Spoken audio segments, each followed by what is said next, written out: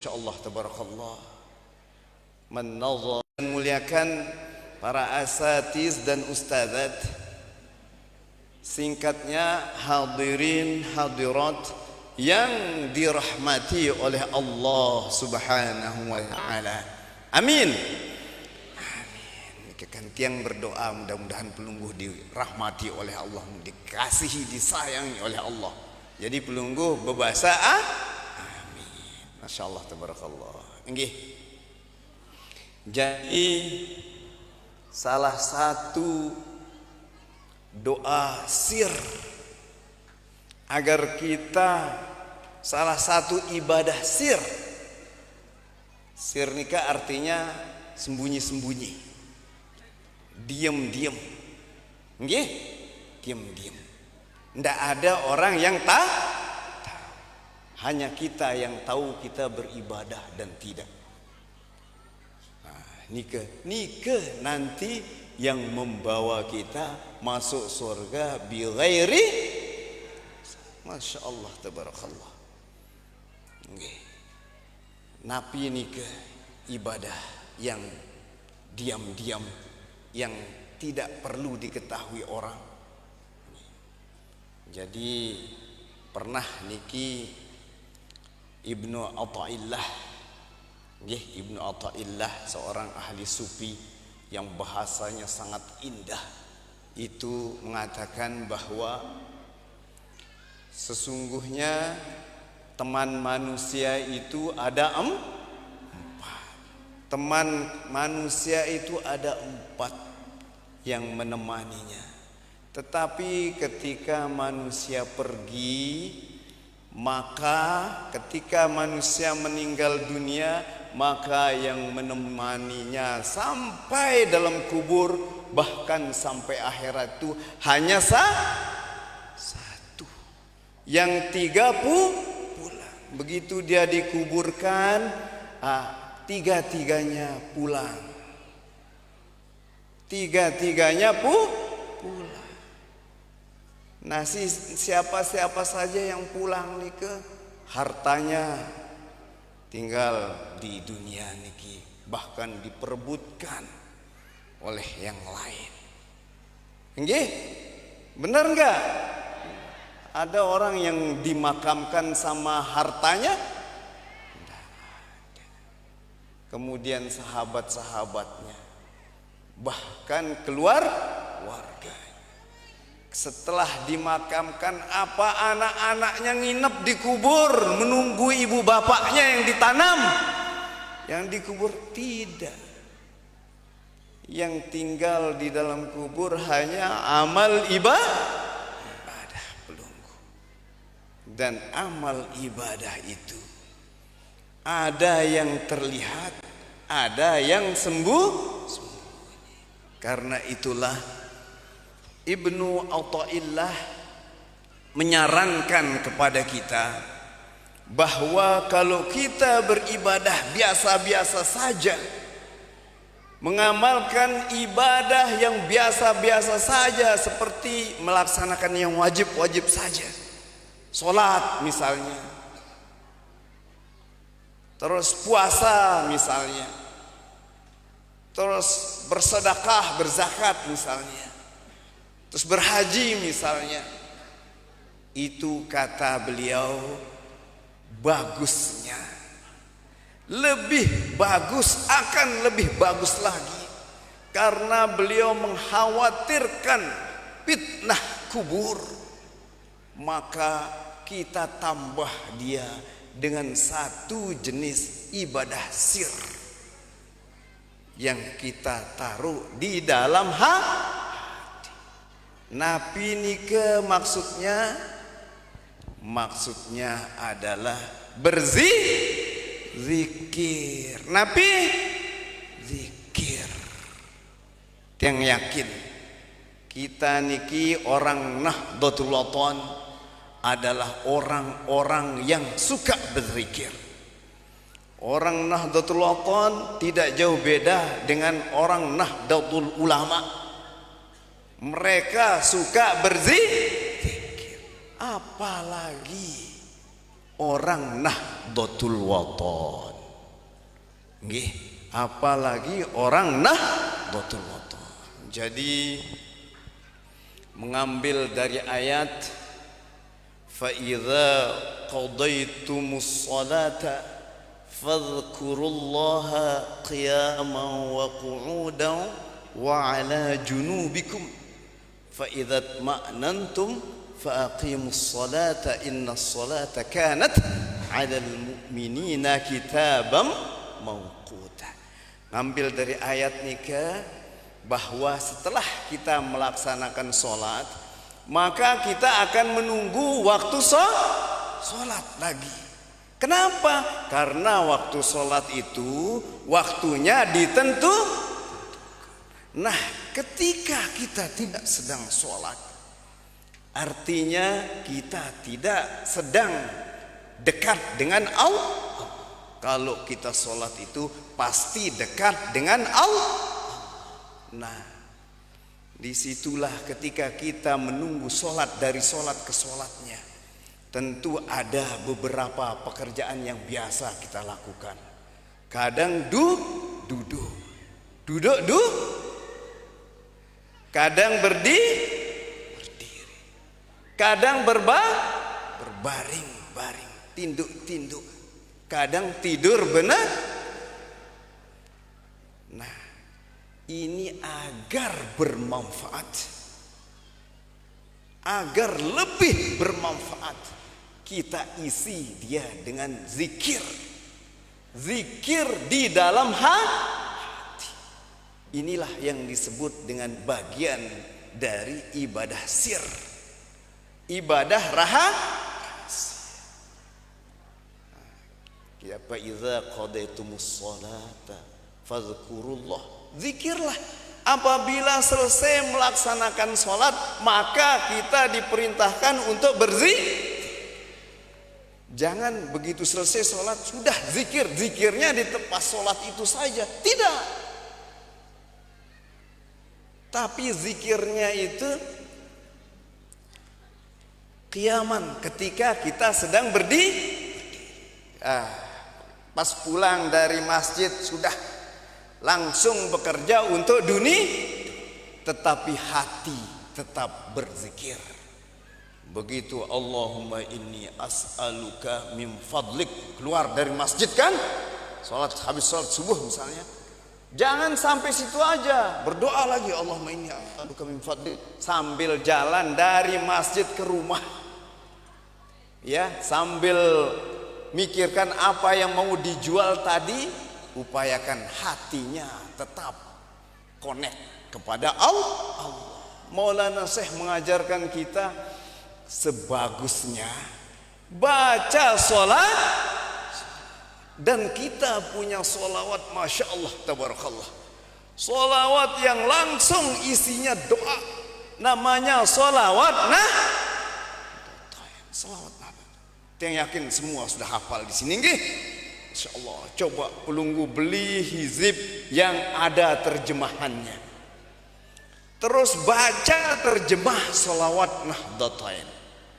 Pasti pelunggu tidak mau berhenti membacanya, ya, tidak mau berhenti membaca sholawat. Tapi kalau mau yang gampang lagi, Maulana Syekh juga mengajarkan kita banyak-banyak beristighfar. Banyak-banyak beristighfar. Sambil jalan ingat, kita mengingat diri kita ini banyak dosa. Tidak ada orang yang tidak berdosa di dunia ini. Karena memang salah satu tugas manusia itu, di samping beribadah buat pahala, dia juga diberi kemampuan berbuat dosa. Buat dosa itu bisa sengaja dan bisa tidak sengaja. Soleh dan luar biasa. Ara ustaz ini soleh luar biasa. Senin Kamis puasa, bahkan puasanya kadang-kadang puasa Daud. Kalau pertengahan bulan puasanya itu puasa Nabi, namanya puasa terang bulan ini kenapa namanya? Yaumul bid, ayyamul bid, puasa ayyamul bid. Pokoknya semua dikerjakan. Solehnya luar biasa. Sehingga kita melihatnya tidak mungkin berbuat dosa. Punya dia anak kecil, punya dia istri, karena lagi dapat uang, mami katanya, sila antar rabi jeniki melihat bekedek, melihat kita mall katanya. Ustadz niki lah niku semel aja mall, malah kundara bareng tiang niki katanya kan. Terpaksa lalu aja mall ngantar sebinian, wah sampai mall nunduk, baru beli tiket, mami beli tiket, nah lalu beli tiket. Pegawainya sudah cantik, tidak pakai jilbab, masih nunduk Ustaz, nunduk sambil beli tiket niki. Pasti setidak-tidaknya kalau membayar itu ngelepas uang, dia lihat tangannya dari pedang, dia lihat wajah dari tukang jajan. Bahkan kadang-kadang sedang bayar, ada ibu-ibu yang keturunan lain-lain pakai pakaian yang lebih mentereng lagi, kentempu aurat-aurat. Apakah dia tidak berdosa? Mungkin dia tidak berdosa secara sengaja, tetapi dia punya insting manusia, pasti ngelirik secara tidak sengaja. Nah, niki makanya manusia itu tidak ada yang tidak berdosa. Tidak ada yang tidak berdosa, minimal seperti itu. Nggih? Kadang-kadang insting kita, andai kata manusia ini tidak berdosa, kata Allah dalam sebuah hadis qudsi, akan kuangkat semua wa atubu ilaih fi kulli yaumin aktsara min sab'ina marrah. Demi Allah kata Nabi, saya ini beristighfar dan bertaubat, mohon ampun dan bertaubat kepada Allah Subhanahu wa taala dalam setiap hari itu lebih dari 70 kali. Ada di antara kita mungkin lebih membaca istighfar ratusan kali. Sudah bertaubat astagfirullah wa atubu ilaih lebih 100 kali. Itu wajar. Kenapa? Karena Nabi aja 70 kali. Yang tidak wajar itu yang lupa membaca istighfar. Ada di antara kita yang lupa baca istighfar kurang dari 70 kali sehari? Ada pasti. Pasti ada di antara kita. Kadang-kadang astagfirullah, astagfirullah, astagfirullah, belum ajar sembahyang. Astagfirullah, astagfirullah, astagfirullah, astagfirullah, minggat. Ya, langsung keluar dari masjid. Hanya 3 kali. 3 kali 5 sama dengan 15. Belum mencapai taubat dan istighfarnya Masya Allah, tabarakallah. Padahal istighfar itu kalau kita di dalam hati, itu merupakan wirid yang paling baik. Wirid yang paling bagus. Itu dicontohkan oleh Nabi. Sambil melangkah, astagfirullahaladzim dalam hati, astagfirullahaladzim dalam hati, astagfirullahaladzim dalam hati.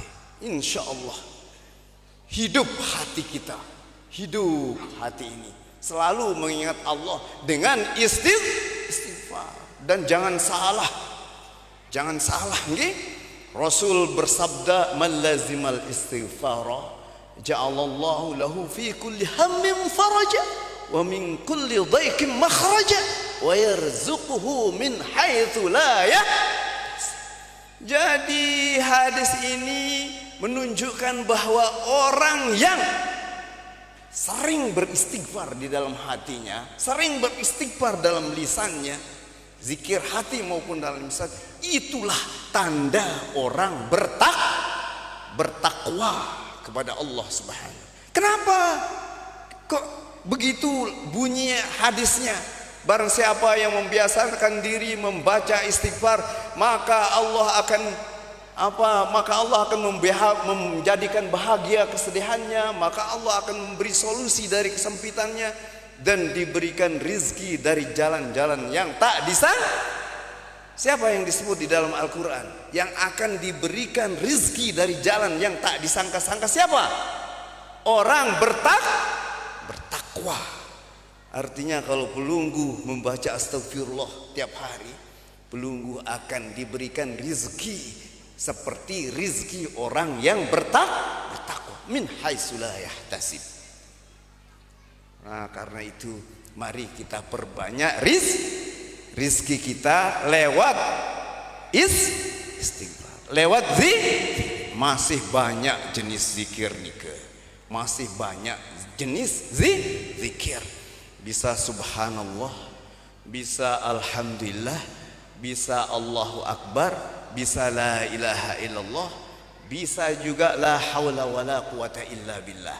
Bisa dijadiin satu, subhanallah walhamdulillah wala ilaha illallah wallahu akbar wala haula wala quwata illa billahil aliyil azim.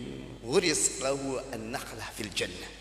Itu kata Nabi. Jadi orang kalau membaca subhanallah sampai wala haula wala quwata illa billah itu wirid, di samping punya rasa pendekatan hati kepada Allah kita di dunia ini, juga dijanjikan setiap membaca itu akan ditanamkan satu buah pohon korma di sorga.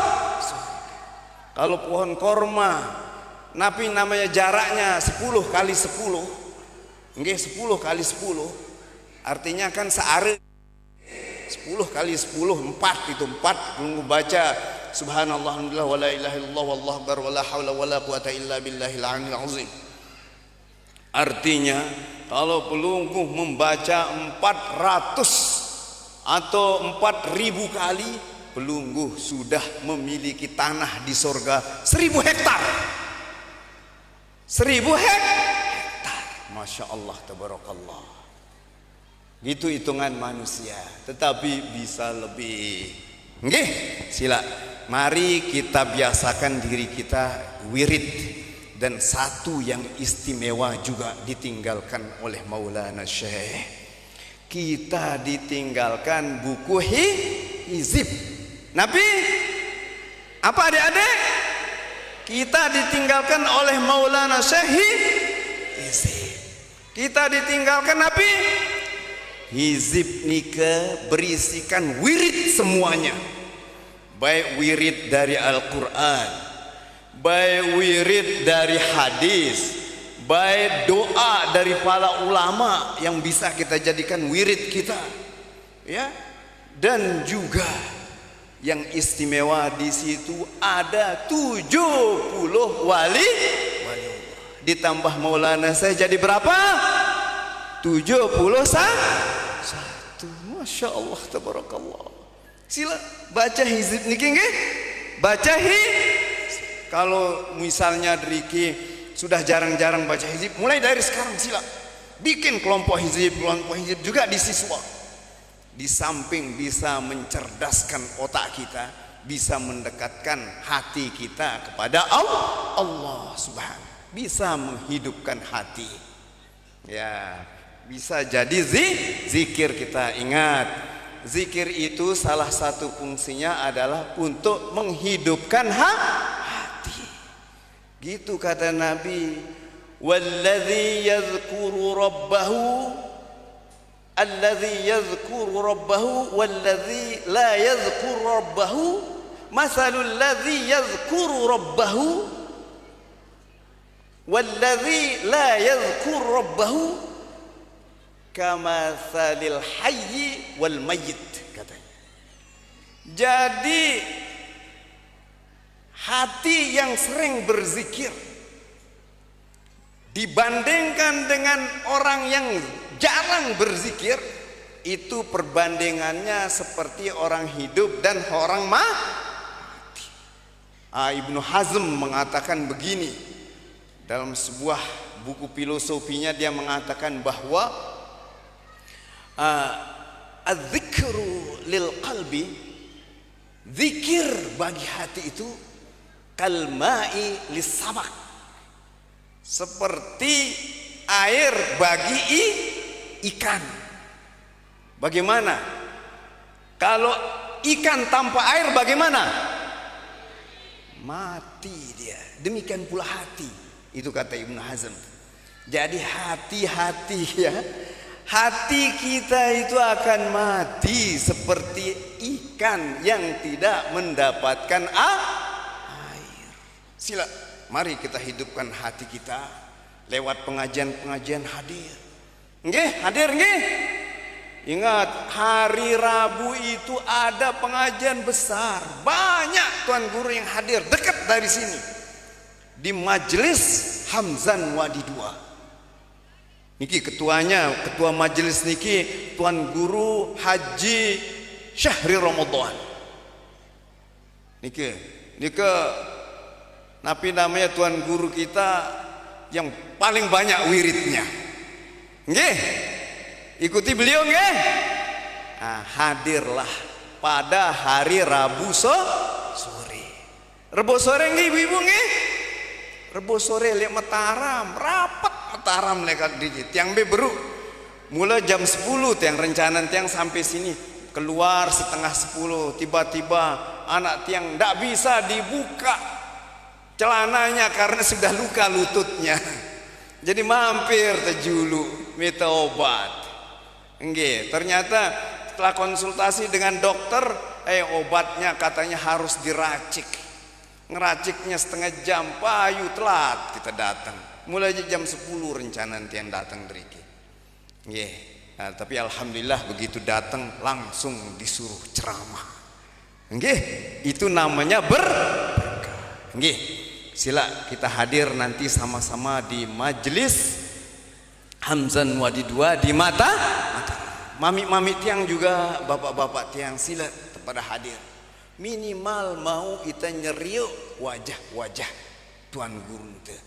Seperti yang kita katakan tadi kan, di samping kita beristighfar, kita juga menabung malaikat yang beristighfar untuk kita. Kita juga hidup-hidup, wah temeta surga lek dunia. Temeta surga lek dunia. Amun tuh biasa lek taman surga, insyaallah kita akan bareng-bareng nanti bertamasa di taman-taman surga yang sesungguhnya. Yang rasa hanya niki yang bisa yang sampaikan. Jangan lupa mari kita perbanyak istighfar. Sambil leka wasila. Astagfirullahaladzim, astagfirullahaladzim. Kanggo mut todok tendah astagfirullahaladzim. Pelunggu sambil goreng pak mungkin nggih. Temang pakna astagfirullahaladzim, astagfirullah, semakin enak ikannya. Pelunggu akan melihat bahwa ikan itu tidak akan pernah gosong karena pelunggu tungguin astagfirullahaladzim, balik astagfirullahaladzim. Insya Allah. Demikian, mohon maaf kalau ada hal-hal yang tidak sesuai. Tiang lunas maaf, tetapi tiang hanya mengingatkan bahwa kita niki adalah umat yang ditunggu oleh kuburan. Mari kita banyak-banyak menambah amal ibadah kita lewat pendekatan kepada Allah dengan berzikir. Dan Maulana Syekh meninggalkan kepada kita satu kitab namanya Hizib, yang semuanya isinya zikir. Wallahu muwaffiqul hadi ila sabilir rasyad. Wassalamu alaikum warahmatullahi wabarakatuh.